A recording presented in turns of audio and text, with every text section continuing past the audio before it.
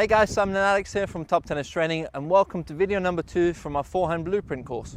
Now in this video we're going to teach you all about the topspin, how to generate topspin, and some great drills that you can use in order to improve your forehand.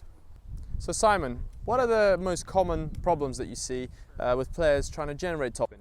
Now, something that I see a lot of players doing when they're trying to generate that spin, if you imagine now this is the ball. The player comes on the same level as the ball and then they're trying to brush the ball from that level. Now, if you want to generate more topspin, the easiest way for you to do it is to imagine this ball is a clock. So we've got 12 o'clock at the top and 6 o'clock at the bottom. If I want to generate more spin, I want my whole racket head to come under the ball level, and I want to brush the ball from 6 o'clock to 12 o'clock if I'm hitting into the middle of the court. If I want to go down the line, same, 6 o'clock to 12 o'clock.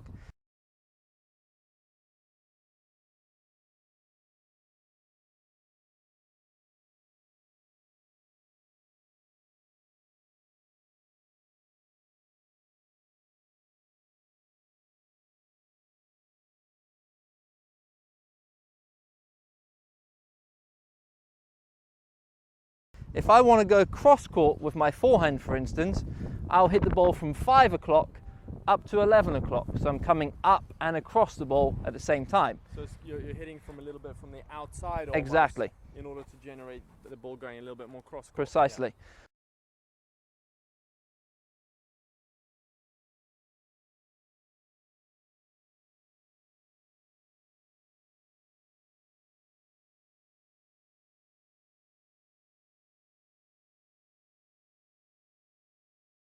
So if you imagine that ball is that clock face now, just by doing that, you're going to have the racket traveling on from a low to high path, and that's how you're going to generate that heavy topspin that we see someone like a Rafa or a great clay courter producing.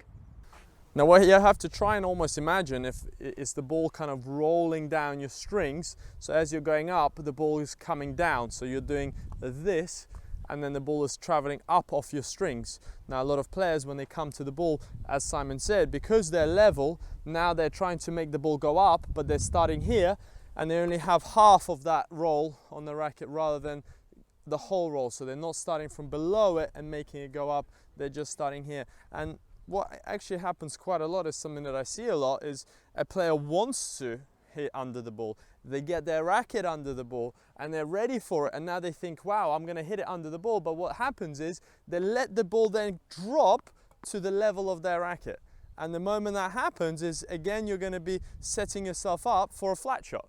Because for a flat shot you've got the flat plane, you know, you've got the path of the racket that's going in a flat line and the ball is going to go flat.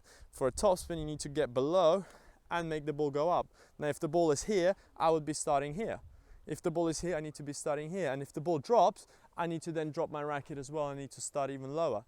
Now a lot of players don't realize this, is they think that, oh, now because I'm starting below the ball when the ball is here, it's actually not below the ball when the ball actually drops a little bit further down. So it's important to start below the ball, but actually go up to the ball to reach it, to get it, before the ball drops to the level of your racket. So if I was to do it, it'd be now.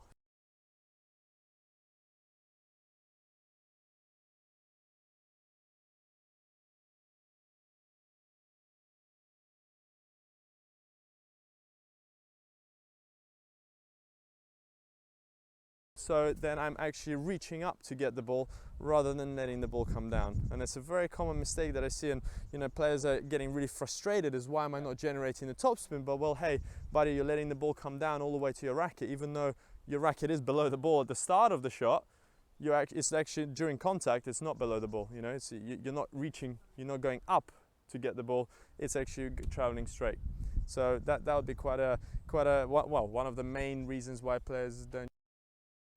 And have you got any great drills or tips for the players out there that they can feel that brushing effect on the ball? I've got a great drill. Let's go and have a look. Perfect.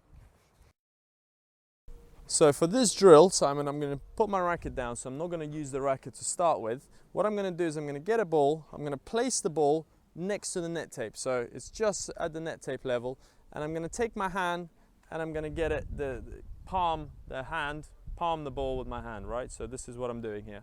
So I'm holding the ball like this, and from here, I actually want to go up. Now this becomes quite difficult. This actually becomes quite a struggle in order to move it up like this with my hand. So what I'm going to try and do is now use just the two fingers, so my index and my middle finger, in order to hold the ball in this position. Now this will allow me now to rotate my wrist in order to make the ball go up and over the net. So I want to start here and then rotate to make the ball go up, and it's the index and middle finger that's going to help me get this kind of move. It's that windscreen wiper that the people talk about, but it's actually quite difficult to feel if you're here. But if you're using these two fingers, it actually becomes quite easy. It becomes very easy for me to point these two fingers to the side, point these two fingers up, so it becomes this. So definitely try this out first, and you can have a few goes in doing this. So here I'm going to go again. You can have your coach or your friend standing in front of you. I'm going to place my two fingers and I'm going to go up, and I'll be, as you can see, the ball is able to roll up over the net. So I can actually start a little bit lower now. I can start here, and now I can still go up and I can roll it. So very important that you're able to use these two fingers in order to brush the ball over the net. Now the next step will be now using the racket. I've got my racket in hand. I've got my forehand grip, so a semi-western probably. Some of you might have an eastern grip.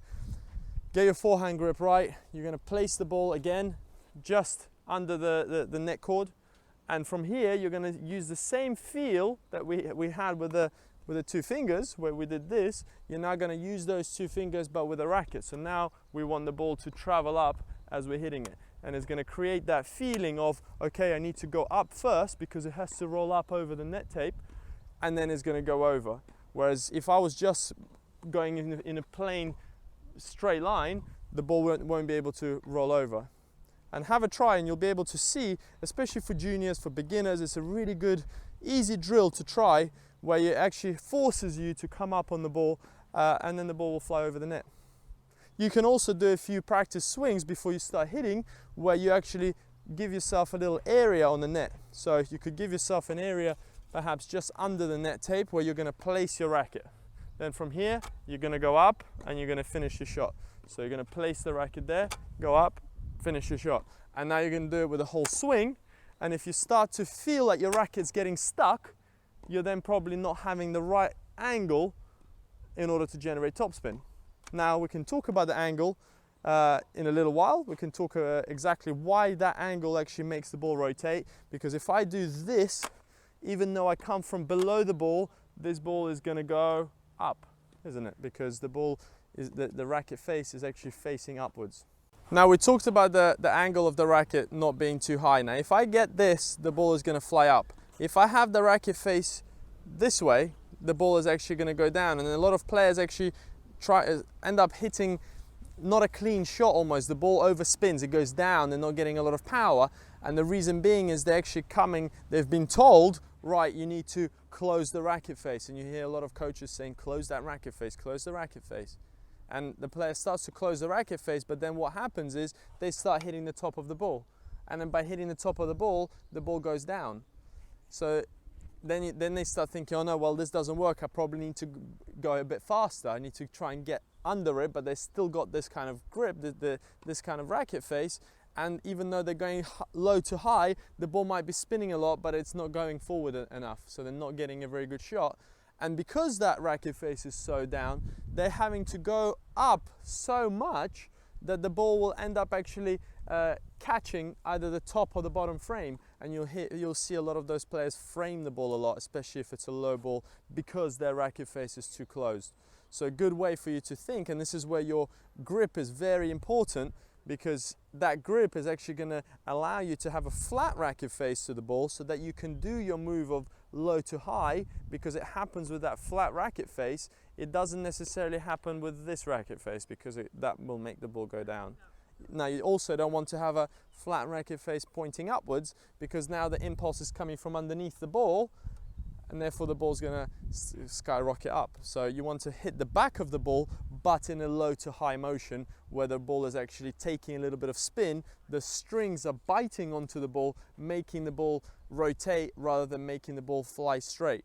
And that correlation between the going forward and the going up is why some of the great players like Rafa Nadal, like Djokovic, like Federer, they're able to generate a lot of topspin and a lot of power at the same time. And if you try and hit the ball too far like this, it's going to go flat, it's going to go out. If you try to spin too much, the ball's going to spin a lot. And what's a lot of the players actually don't realize is spin doesn't give you power, spin takes power away.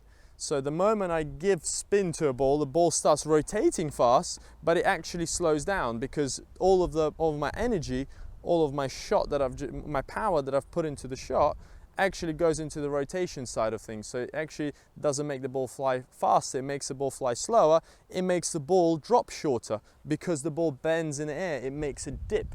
So by dipping, the ball will go shorter, and again, you're going to have to apply a little bit more power and a little bit more height in order to reach the same distance as you would perhaps with a flat shot. So if you're feeling like you're hitting the ball way too short, applying more spin won't make it go deeper. Spin will make it more go into the net. So if you're hitting it too short, you would perhaps flatten it out or give yourself a little bit more height where the ball will travel a greater distance. So that's a very important thing to remember with the topspin is a lot of players think by accelerating the racket, they're actually making the ball fly faster, and they're actually a little bit almost scared to accelerate the racket because they think they'll hit the ball out. Whereas it's completely the opposite. The faster you accelerate, the more the ball rotates, the more it dips, and the safer it becomes. That's why the players like Rafa, Nadal, he's got the fastest RPM, but yet he's the safest, the most consistent player out there. So that's why he's able to win all those matches, especially on clay, because once that ball bounces, even though it's a safe shot, what you have to remember with the topspin is the energy that is created from the ground once the ball bounces. The ball shoots up. You know, it bounces and it will shoot up into the player, and even though you might be able to prepare for the ball because the ball is traveling slower, but then once it bounces, it actually bounces really fast and it kicks up. And if you're not prepared for it, it actually becomes a very, very tough shot to play against, especially on a clay court where the courts are a bit bouncier and actually a bit grittier, so they grip the ball a little bit more, so that topspin becomes almost amplified, and that's why he's able to do so well on the clay courts. So in your own games, if you are playing on a clay court or a slower court, don't think that I have to necessarily hit the ball a lot faster in order to get through the player. I can also apply more spin where the ball is traveling slower. It's becoming safer because it's going to land inside the court, but it's going to shoot up. And if you're creating angles, that shooting up actually takes the player out of the court, and it makes them cover a lot more ground than you would perhaps with a flat shot that may perhaps go deeper. It'll go in, but it won't generate that same kick into the direction where you want it to go.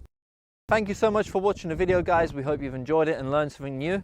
And if you aren't on our email list, make sure you join the email list so you get video number 3 as soon as we release it. Now guys, we want to make this video the most shared topspin video in the world. Help us reach as many players just like yourself and help us grow this video as much as we can. So if you could share it with all your friends, share it on social media, send it to anyone that you maybe think might be interested in it, we'd really appreciate it. Thanks for watching and see you soon.